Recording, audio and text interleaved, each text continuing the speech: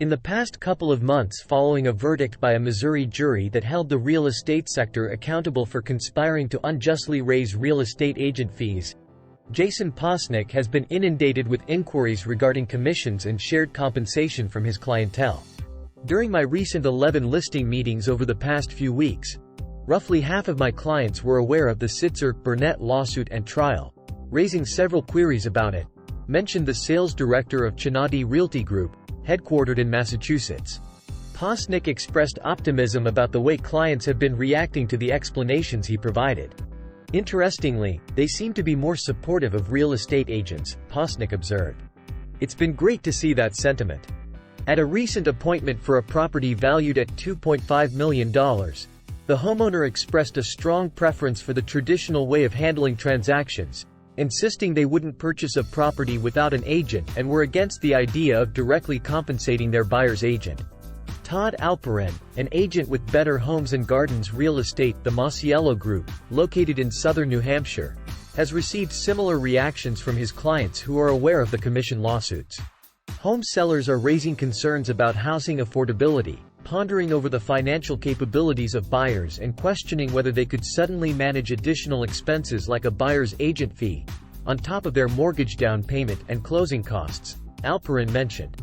Before we continue, if you're finding this discussion insightful and want to stay updated with more videos like this, don't forget to subscribe to our channel. Stay informed and ahead in the real estate game. While agents like Alperin and Posnick remain hopeful, they also maintain a cautious stance regarding the escalating uncertainty from the pending outcome of the Sitzer-Burnett trial, the rapid emergence of similar commission lawsuits, and the National Association of Realtors' intention to challenge the decision, all of which could significantly impact the real estate industry. My main concern is the potential for increased contention, Posnick expressed.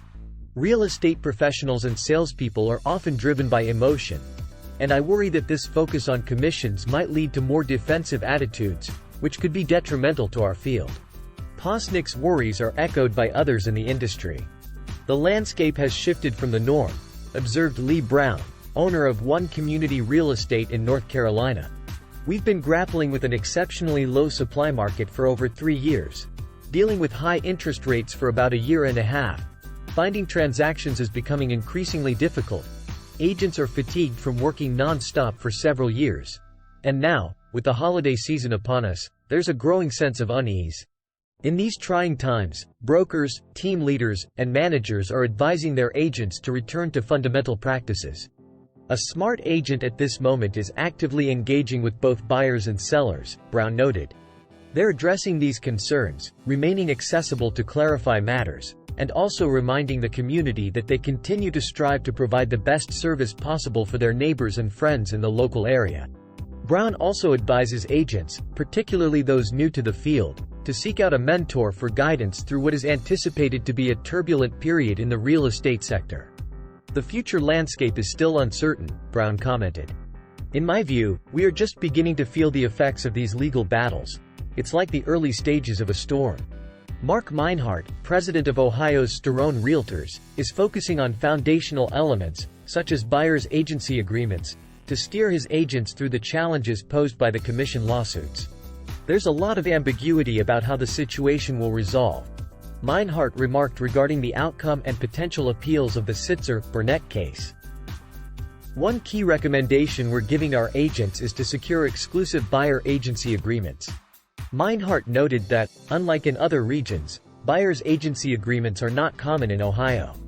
He has emphasized educating his agents about these contracts and incorporating them into their standard practices.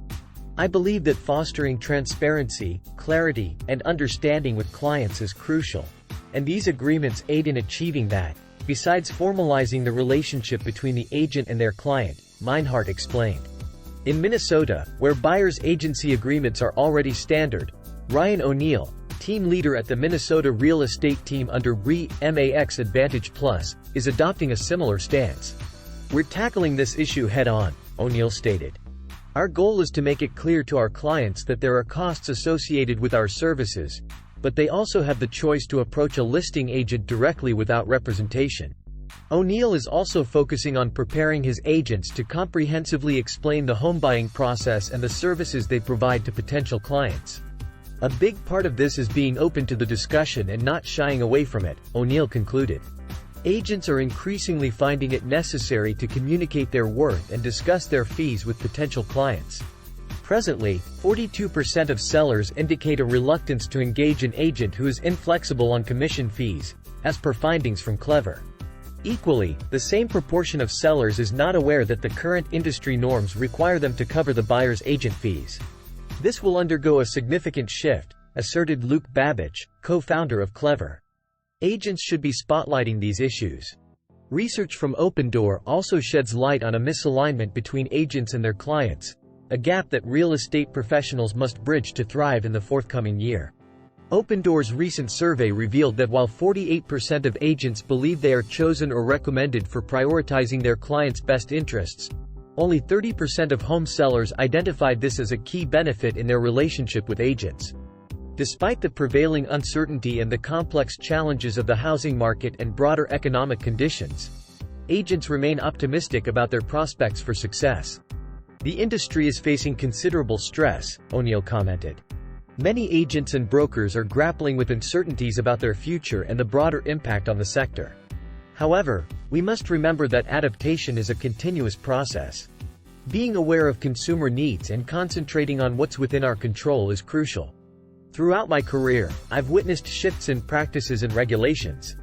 It's vital to adapt and not dwell excessively on these changes. As we wrap up our discussion on the evolving landscape of the real estate industry and the potential impact of commission lawsuits, it's clear that the profession is navigating through a period of significant change and adaptation. For those in the industry, staying informed and agile in response to these changes is more crucial than ever. If you're considering a career in real estate or looking to deepen your understanding of this dynamic field, the next logical step is to explore how to get started. For anyone interested in how to get a real estate license and succeed, we have just the resource for you.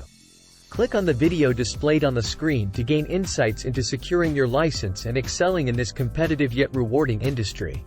Whether you're a seasoned agent or new to the field, this knowledge is invaluable in navigating the complexities of today's real estate world.